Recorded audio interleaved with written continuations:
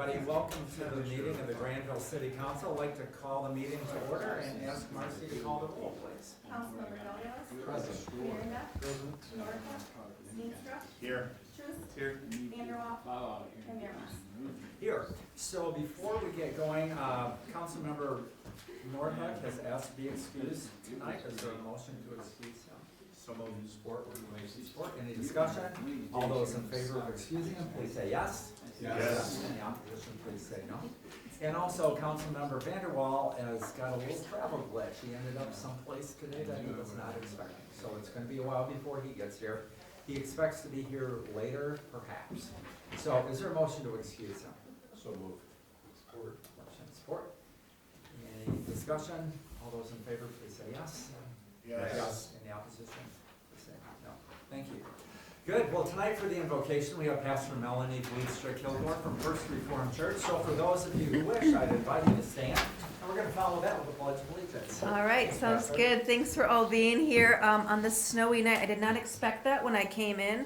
And so we're going to pray for some safety out there, because last time I drove home, I hit a deer on the way back. So for all that, including the snow out there, will you join me in prayer? Lord, we give you thanks for this time and ask for your wisdom and guidance and safety. Thank you for those who give their time and gifts and energy to the city. May they be filled and find encouragement on their challenging days and passion and purpose in their most joy-filled days. May you also be with them in the challenges they face in their daily lives. We lift the city and its people up to you, asking you would bring unity, peace, and goodwill for our neighbors that we know and do not know. Help us to think of others in all we do and use our positions of power with humility and grace. We pray this all in your name. Amen. I pledge Allegiance to the flag of the United States of America and to the republic for which it stands, one nation, under God, indivisible, with liberty and justice for all. Thanks, Pastor, for being with us. Hopefully we'll have a very safe trip home. Right? Yeah.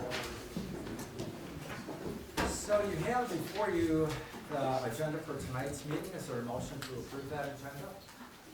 So support. Motion, support. Any discussion, questions? All those in favor of approving, please say yes. Yes. Any opposition, please say no. And then we have a copy of the minutes from last meeting. Kind of lengthy minutes. We did a lot, didn't we? You have your hands to look at that. So is there a motion to approve those minutes from our last meeting, Monday, January 13th? So moved. Support. Motion, support. Any discussion, additions, corrections, anything anybody wants to highlight or talk about?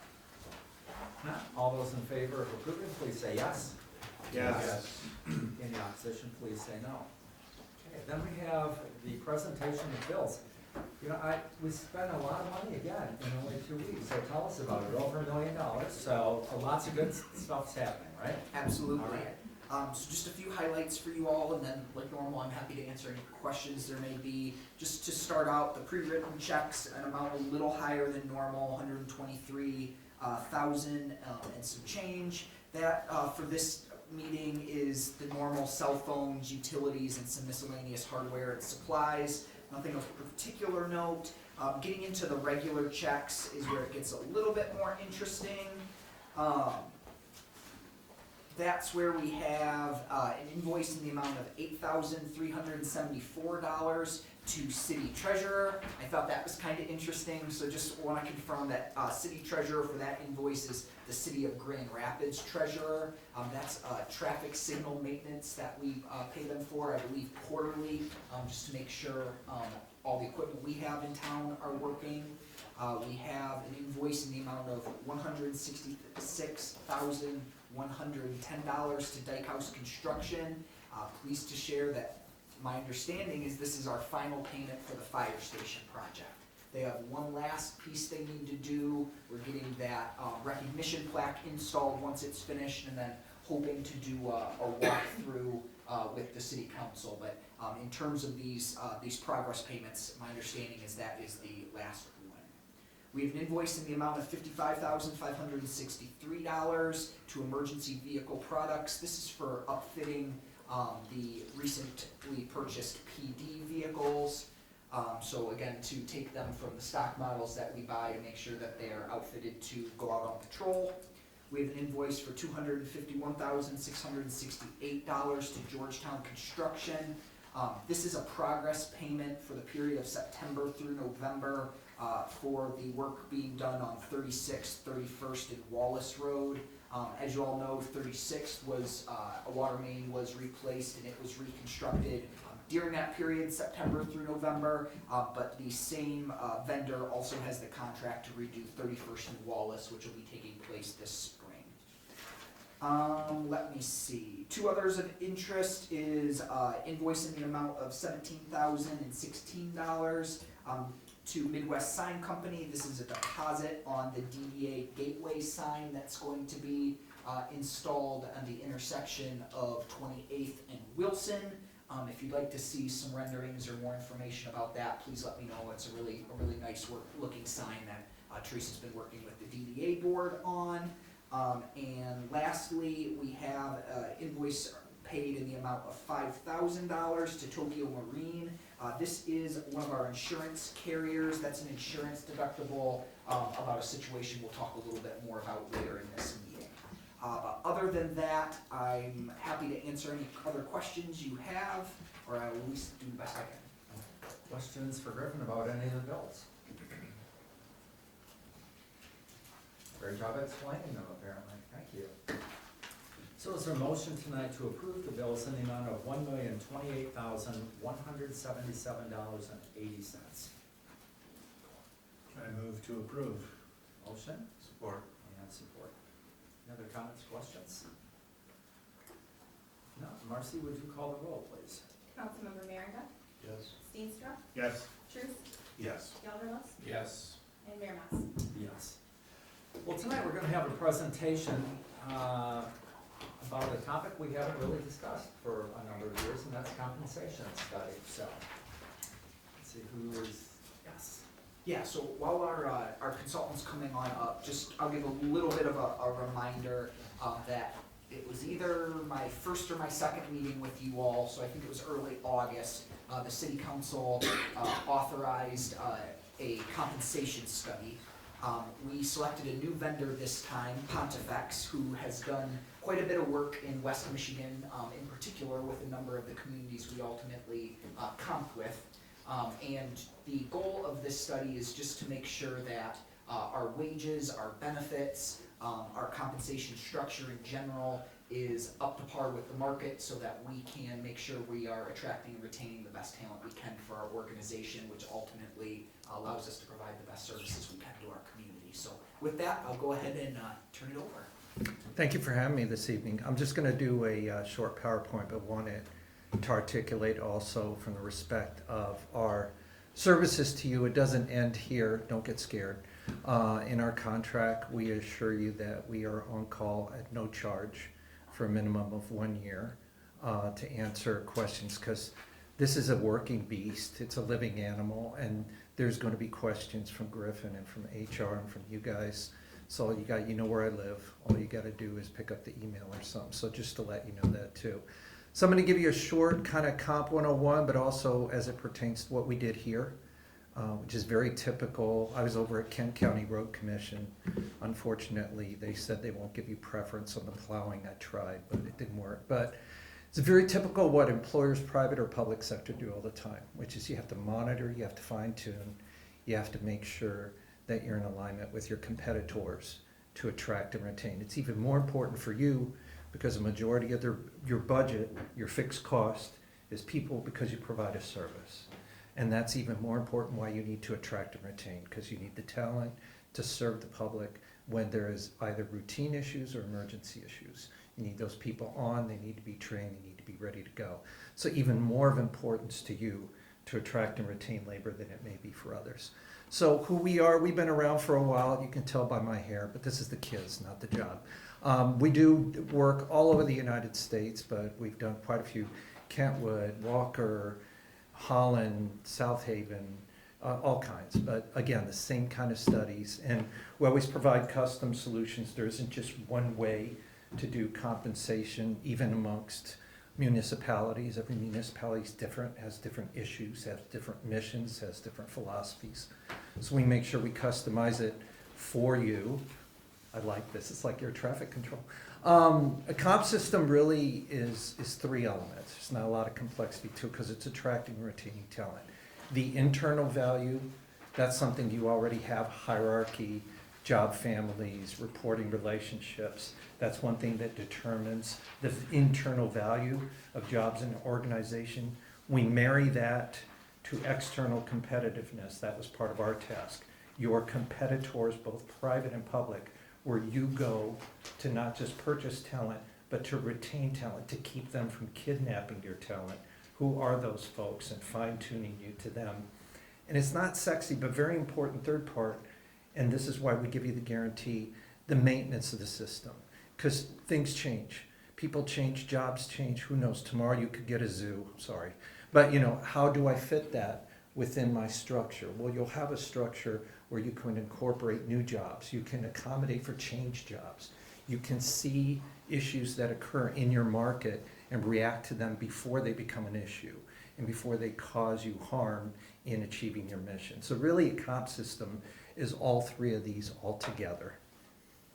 What we did analysis of your job descriptions. I came down and talked to all of your department heads, one-on-one, your city manager, looked over all your documentation, et cetera, to get a feel for where you are, what you're doing, how you do it.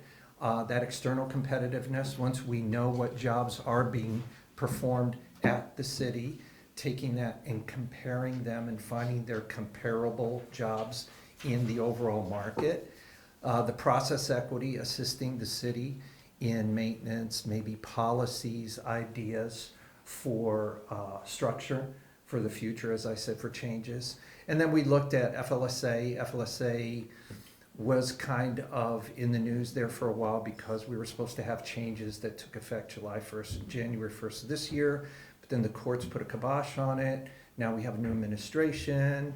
So, but regardless of that, you have an obligation as an employer to make sure you're adhering to that, so we make sure you're all good. So on the off chance an auditor were to walk in the door, you got all your paperwork, you're good to go. You're not gonna have any problems. More importantly, you're treating your employees in compliance with the law, so they're getting what they deserve to get. The job analysis, just to describe, this isn't a mysterious item, where I pick a rabbit out of a hat or something like that. This is the same process, regardless of who you are, what jobs you have. We actually do work for the nuclear weapons labs in Los Alamos, and we have a job where a person assembles and disassembles nuclear weapons. It's a job. So we have to go through the same process to identify that job and identify what are the skills necessary if that person won Powerball and I had to go find them. Obviously, I'm not going to find, hopefully, somebody who's assembling the skill set. What do I need to make it successful? So that's what it goes through. Bear in mind in this study, and you'll hear me say it, we're looking at jobs, not people. Once we identify what the worth of the job is, it is the institution, the organization that then inserts the employee into that range based on experience, education, performance, longevity, a whole thing. But we're looking at jobs, the jobs being performed at the city of Grandville. Labor market analysis, as I said, we go out. You have some jobs when you go shopping and you cast your net on the ocean of applicants. They could come from the public or the private sector. There's some jobs where your competitors are the public sector, especially from a retention standpoint, where you want to make sure you don't turn into a training ground, you don't turn into a feeding ground for other institutions. So we looked at all of those, the city, we had those discussions when I was on site on the comparable agencies. That's also important for that other element I discussed with you, the maintenance. It's easy for you later to be able to benchmark and see where the market's moving, because you'll have the same benchmarks and you'll be able to see how they move and then how you move. So it'll give you a nice objective indicator of where things are going and how you have to or not have to adjust to make sure you're in that sweet spot where you can still attract and retain. And because, again, you're a service organization, as I described before, especially important.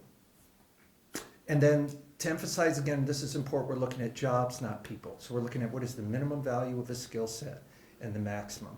But that last bullet is very important. It's not only was important before the pandemic, and then we had a labor market that went psychotic, it's still important to this day because the economy is evolving.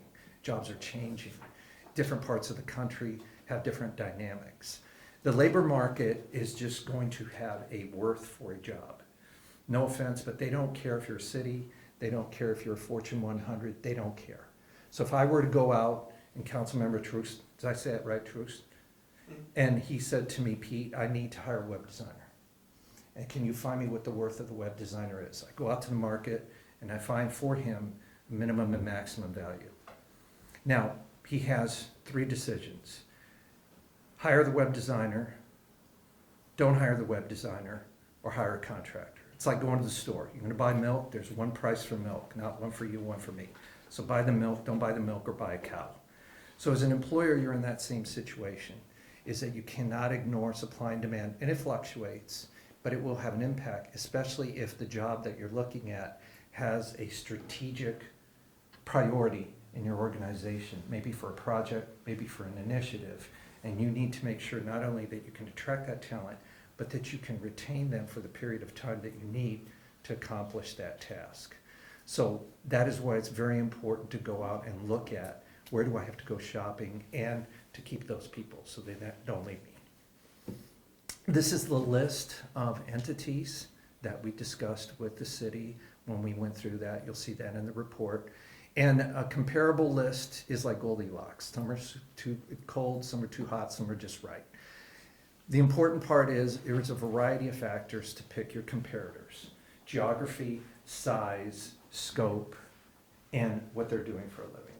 We like to say comparable distance because you may have somebody who's larger than you, but if an employee does not have to move their family, they don't have to sell their house, they maybe have a shorter or longer commute, that competitor could be a serious competitor. Now, you could say, well, they're larger, how can I compete? I can't. Again, we're trying to get you that sweet spot where compensation doesn't become an issue, and then it's about branding. This is why I want to work at City of Grandville. This is what we do. This is why you should consider me here. But you've got to know where those other people are so that you can get in striking distance. So that's the whole rhythm and the whole psychology behind a comparable market. Can I interject? Absolutely. I Go for want it. to highlight for council, we spent a lot of time going back and forth with Pontifex working on this list. I want to kind of acknowledge it is slightly different than the list Grandville has used in the past. The reason for that was intentional and hopefully was strategic. In the past, my understanding is Grandville looked very closely at comping as close as it could to population size, to total budget, as well as I think taxable value were the 3 factors. And one of the things I heard both from feedback within our organization, but also from talking with Pontifex is that's a great way to do that, that's absolutely okay, but what that has done for us is not always kept us as close in alignment with our region as I think we needed to be, particularly when you're thinking about who are the organizations we're recruiting against, who are the organizations poaching from us, who are the organizations we may be poaching from. So I just want to acknowledge for you all, kind of in particular, I do acknowledge some of these are, like your hot cold right in the middle, like some of these organizations are a little bit bigger than we are, but the intention was we want to make sure that we're competing in the region we're in particular. Yeah, and you bring up a good point, and I'm not going to say anything naughty. Poaching, but let's be realistic. And I see this where I live in the Twin Cities as it's a hyper competitive. If I am a competitor and I have a need for you, and I have the money, or more importantly, it's a priority to me, and all I got to do is cut you a check because I know what you're doing, I'm going to do it. Because I get somebody who's trained. All I got to do is show them how I do things, what my culture is. It's a reality, public or private sector, I'm sorry, but it is. Talent gets hunted. And if that talent exists in your organization, and God bless you if it does, that's a great thing, and they want to work for you even better, and they love working here, and they add value, that value, you got to stay on top of that. It's not that they don't like you if they go somewhere else. Sometimes they leave you because you're small and the next step is somewhere else. It happens. Sometimes it's because there's other opportunities.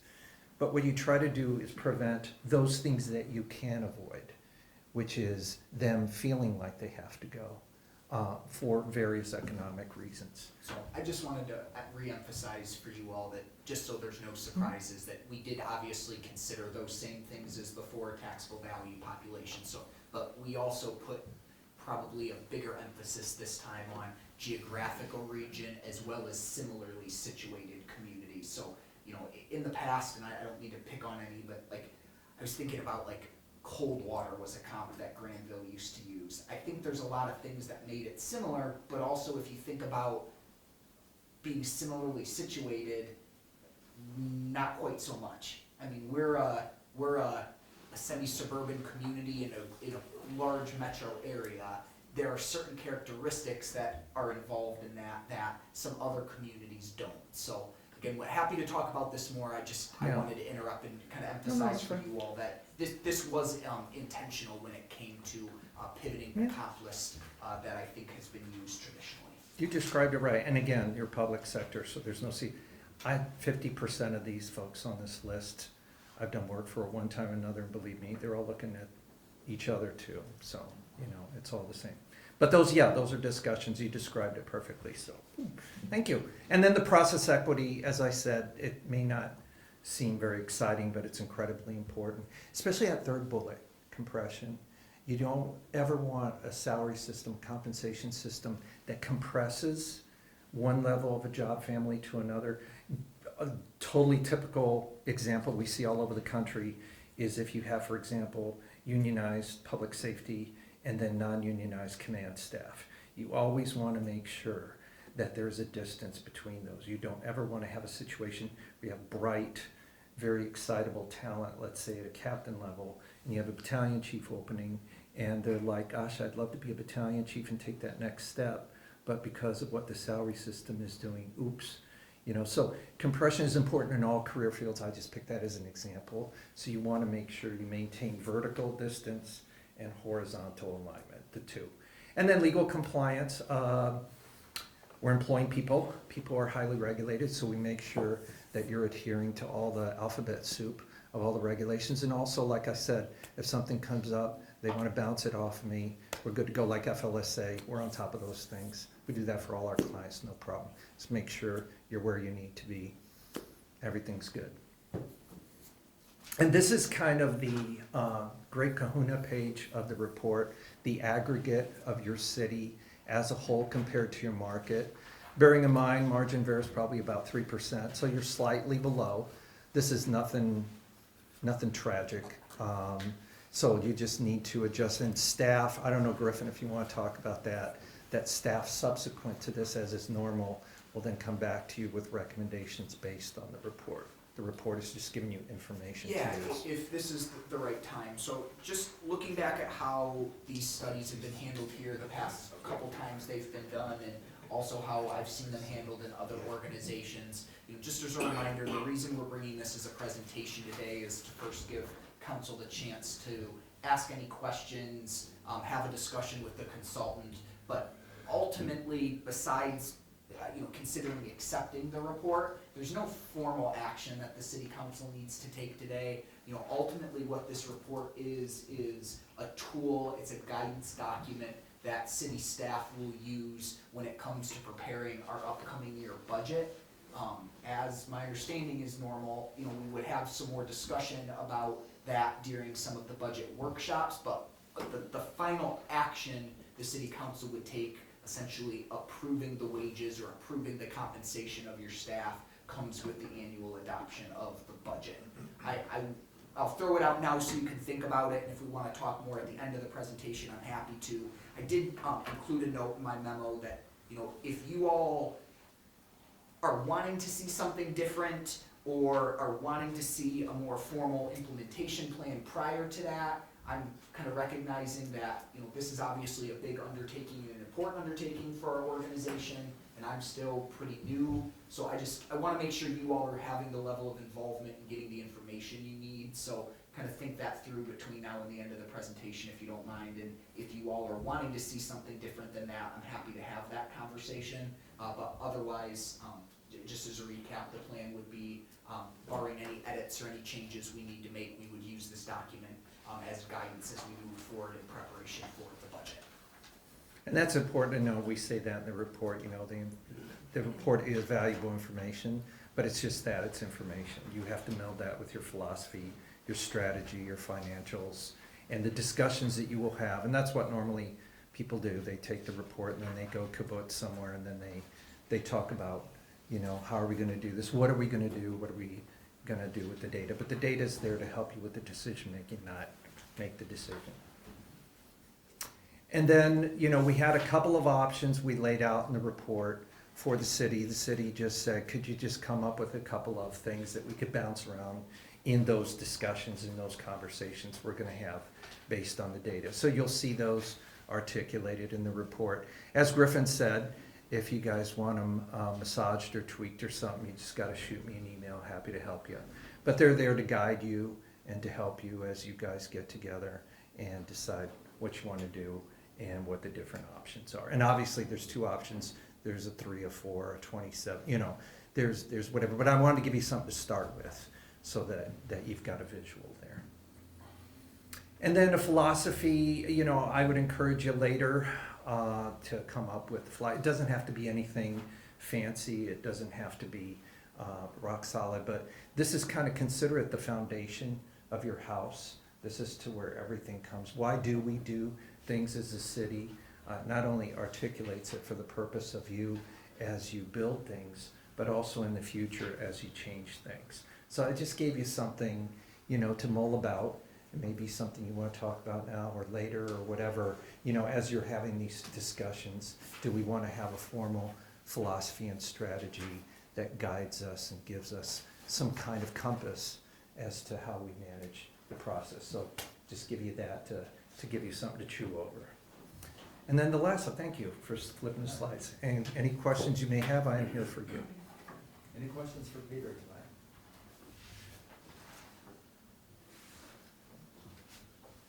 Good explanation, good report.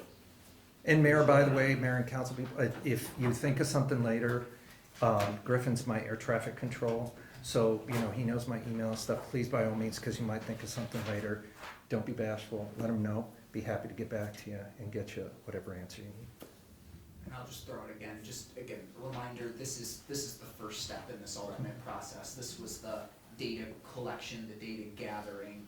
Truthfully, now it comes more to me and to our team in terms of taking this information and putting together a financially sustainable implementation plan. Again, as you all remember, it was very cognizant for me that, one of the things we talked a lot about during our strategic planning was the retention of the team that we have. So I think that just aligns really closely with having this updated data and being able to put it to use. Good. Thanks for your time. Would you like a formal motion to receive and accept the report? That if you all are ready, that'd be great. Is there a motion to receive and accept this compensation study? So moved. Motion. Support. Support. Other comments, questions? Marcy, would you call the roll, please? Councilmember Steenstra, Yes. Truce, Yes. Gelderlos, Yes. Merringa, Yes. and Mayor Mas. Yes. Thank you very much. Thank you, I'm gonna go Thank you. play in the snow, so, Thank you. thanks a lot, have a good night. Thank you.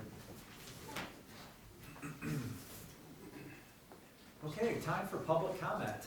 Anybody here like to address the council? Just come on up, give us your name, address, and tell us what you're thinking about this evening. These are for the two commissioners who aren't here. One for you, and then you can pass those to All me. right, thank you. My name is Scott Atchison, and I live at 3846 Kirkshire in Grand Rapids, about 8 miles straight east from here. But basically, we got Grandville, Grand Rapids, East Grand Rapids Township, Kentwood, Kent City, Kent County.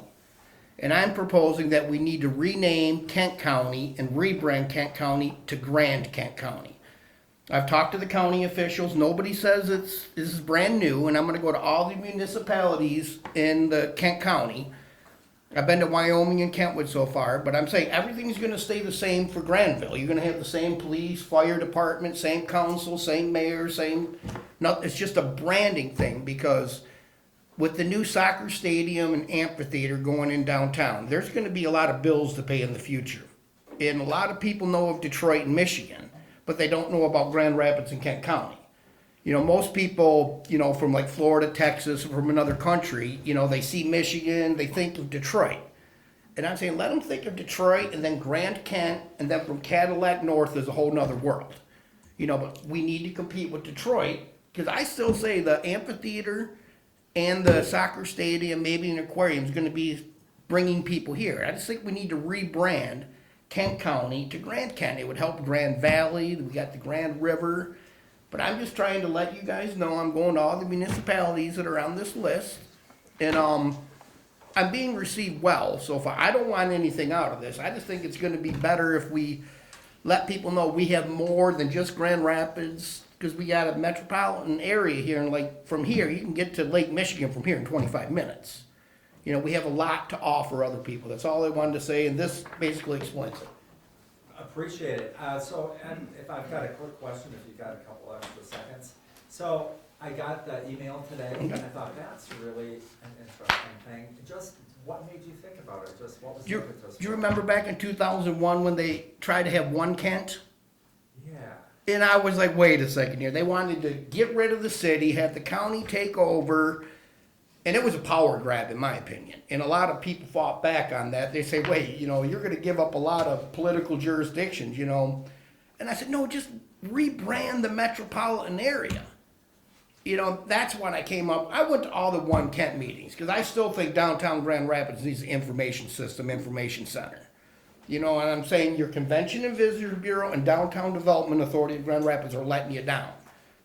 You know, but that's another side issue. But I still think Grand Kent would let people actually look at the whole county. And, you know, because I think the metropolitan area is doing better than the city. Most downtown areas in the city, you know, everything moves to the suburbs. And you guys are the suburbs. But, any more questions? Yeah. Who is Kent County named after? James Kent? Okay. No, I don't know. I'm Oh, just okay. guessing. You don't know. I thought you were talking. It was some man named Kent, but I knew it before, but that's a good question. Any more? Great, appreciate it. Thank you very much. Anybody else like to address the council? Just come on up and tell us what you're thinking about tonight. You're among friends, feel free.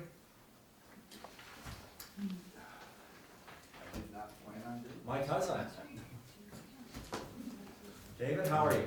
Good, how are you? Good to see you, good to see everybody, thank you. So, I'm involved with a group of pastors and legislators out of Lansing that we pray together, we strategize about Michigan, you know, been going on for a couple of years. And found out today that Speaker of the House, Matt Hall, sent a letter to the city of Kalamazoo, I think today, saying, please don't become a sanctuary city. It's not gonna be good for safety for the community.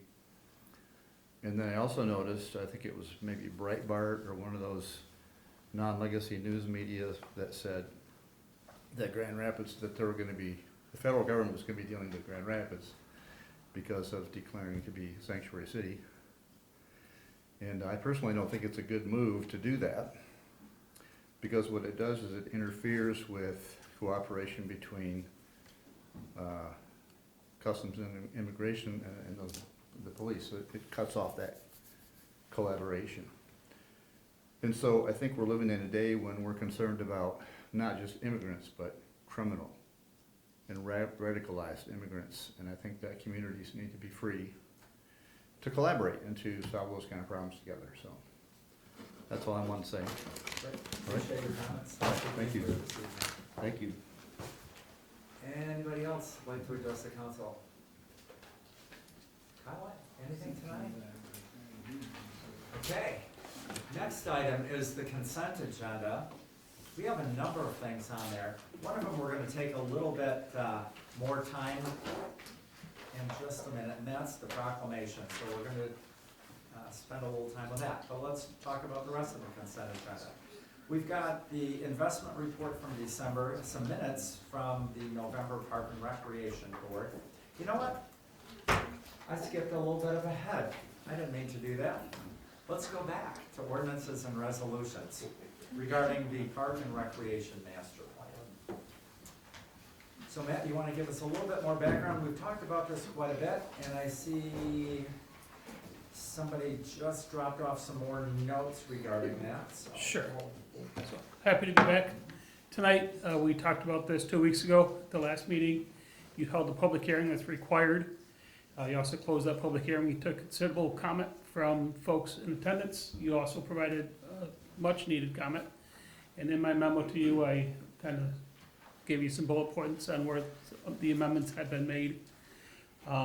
Next step is to pass with a resolution. We'd still like to keep on the schedule is getting this submitted and uploaded to the state site prior to February 1st. That would qualify us for any state recreation grants for the 2025 year, fiscal year.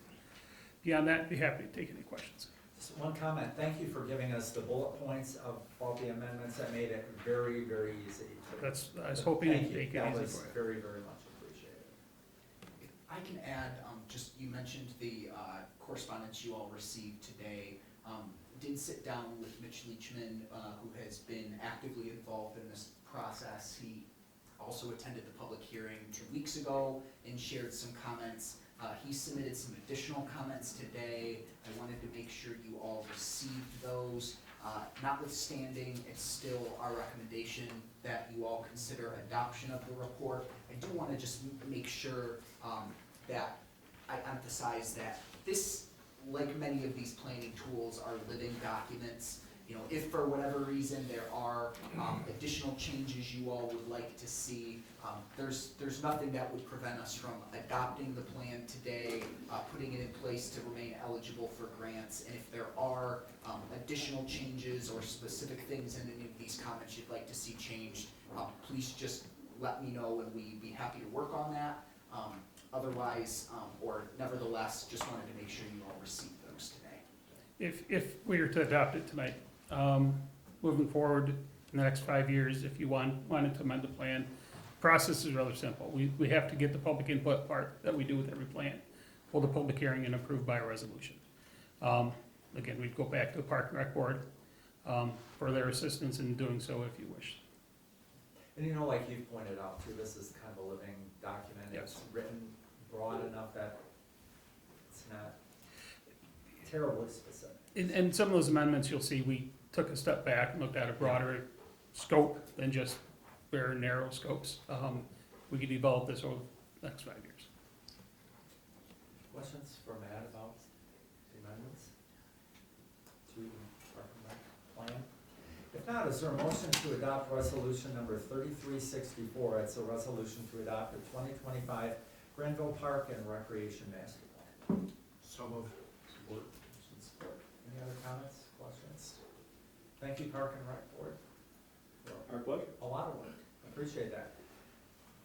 Now we'll be eligible for grants, so we just gotta secure those, right? Got great confidence. Motion support. Any other comments, questions? Marcy, would you call the roll, please? Councilmember Truist, Yes. Gelderlos, Yes. Merringa, Yes. Steenstra, Yes. and Mayor Mas. Yes. Now we'll get to the consent agenda. We've got the report from December, the investment report, the November Park and Recreation Board minutes, as well as the minutes from the Environmental Sustainability Committee from December, Planning Commission January, minutes, the Downtown Development Authority from January, as well as the newly activated Brownfield Redevelopment Authority. We also have appointments regarding the Brownfield Redevelopment Authority. One is Carolyn Frederick, who also serves on the Planning Commission. She's willing to do that. And also Josh Root, appointment, that's a partial term expiring at the end of next year. Carolyn's term would expire at the end of 2027. And then we also have a proclamation that we're going to discuss in a little bit more depth, recognizing one of our favorite residents, Bill Schrader from Grandville. So is there a motion to approve the consent agenda? Motion, support. Darcy, would you call the roll on this one, please? Councilmember Gelderlos, Yes. Merringa, Yes. Steenstra, Yes. Truce, Yes. and Mayor Mas. Yes. So one of the things that we did in the consent agenda tonight was a proclamation recognizing Bill Schrader for his service and dedication to the city of Grandville. Do you want to come up here and stand, or you want to stay where you are? What's most comfortable for you? Well, I'll hollow up there, Mayor. All right. You know what? I'm going to come down and You gotta hear well. I am going to read the entire proclamation because as I read it, I learned a few more things about you. You're a man of many, many talents. That might be a stretch. So, well, you know what? I'm going to get my glasses for this one, I think.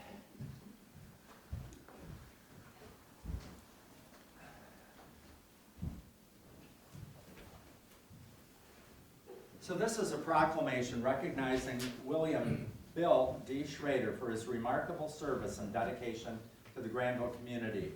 Whereas the city of Grandville holds in high esteem those individuals who have served their country and their community with distinction.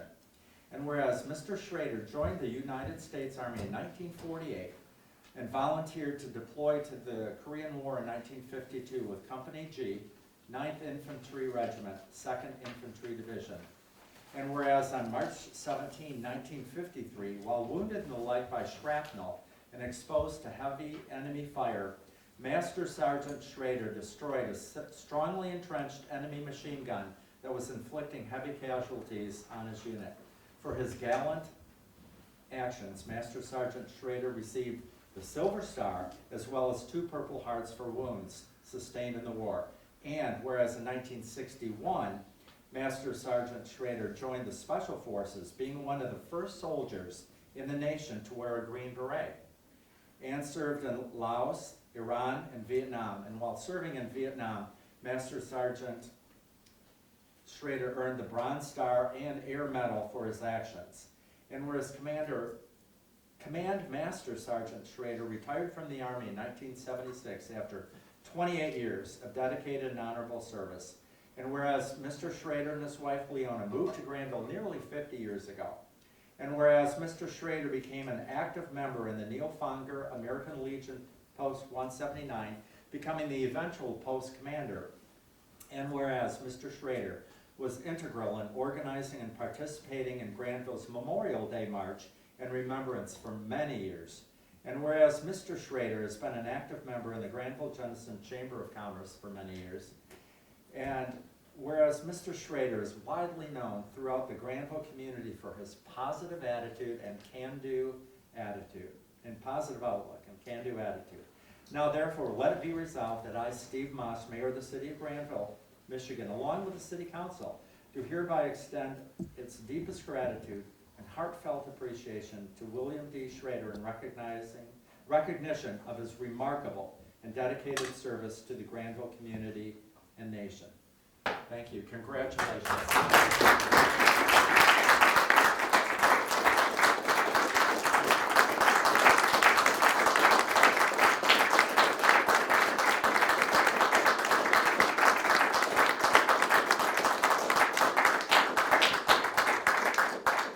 I had a lot of help on the way, to getting there.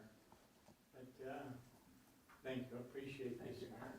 We all appreciate you. There are many thousands of people who have benefited from you being here and just being among us and being so positive and organizing lots and lots of things we all enjoy. Thousands of people appreciate that. Yeah. And I enjoyed my military service. And my wife said, you know, you just gone from the year 1960 to 60 to 70.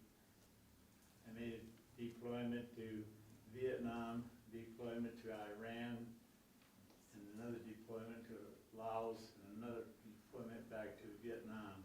And when they came back in 60 or 69, and that's when my wife says, "You gotta stay home."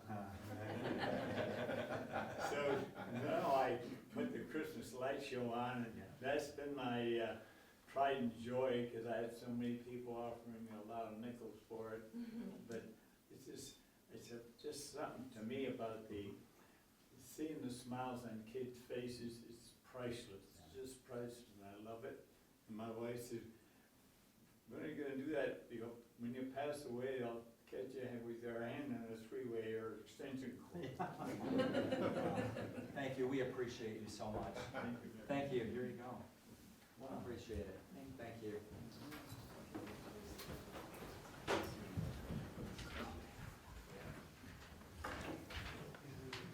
Can I just add one thing real quick? Abba, please do. Okay, on February 13th over lunch, we are gonna recognize Bill at our chamber annual meeting. So if anybody is interested in attending, February 13th, Thursday, February 13th, yep.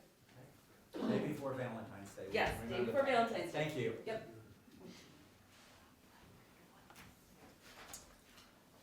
We are down to city manager's report. You've got a few things for us tonight. I do. Truthfully, really the only action we're gonna be looking for is if someone would consider the proposed motion that was put on all of your plates. The city attorney helped prepare that. We have several different items to consider in closed session. Before we get there, I would just like to give a couple quick reminders. First one is just a friendly reminder, I'm gonna be out of the office the rest of the week at a conference. Please don't hesitate to reach out via phone or email. If you all need anything, I just won't physically be here in City Hall. I want to give a special shout out to our DPW, the fire department, and the police department for all their work last week. As you all know, and I'm glad to see everyone was safe, but it was a pretty rough week out there, and they put a lot of extra hours in on a not so great week to be outside. So really appreciate all of our staff, but over the last week, those three departments in particular for the work they had to do. And then lastly, just because it came up during the Parks Plan public hearing last week, I did just want to give you all an update that I had a meeting this afternoon with a potential facilitator who's going to put together a couple thoughts for us in terms of how we may be able to work together with some of the concerned neighbors in the Grandville Little League. So stay tuned on that, but I did have a productive meeting this afternoon, so hopefully some more to come. Other than that, I'm happy to answer any other questions, but we are going to be looking for a motion to recess into closed session. I noticed your comment in the memo to us about reaching out to the Alternative Dispute Resolution Center, and I think that's great idea. Thank you. That's very good. Before we ask to recess into closed session, let's do council member comments first. Paul, let's start. You never get to go first very often, so let's start with you. Well, thank you for that honor. I don't really have anything to add tonight, except we're real pleased to be able to honor and recognize Bill Schrader here tonight. Nothing to add besides that. Thanks. Yeah, great to see you again, Bill. Congratulations. Thank you. And kudos again to you, Matt, for getting that finalized and us getting it approved tonight so that we can go ahead and seek some funding. Great job, thanks. So, thanks to everyone for your consideration. It's a huge document, there's a lot in it, and it's a living, workable document. So again, thank you for all your comments.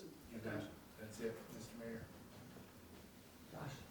Yeah, likewise, thanks to everybody that contributed to the park plan, and the city council, the park and rec board, the citizens that contributed comments and feedback as well, really helpful. And, congratulations, Bill, again, it's great to see you as well, so thank you so much for all of your service and all of your work in the community. It's nice to be able to recognize some of our wonderful citizens. That's it.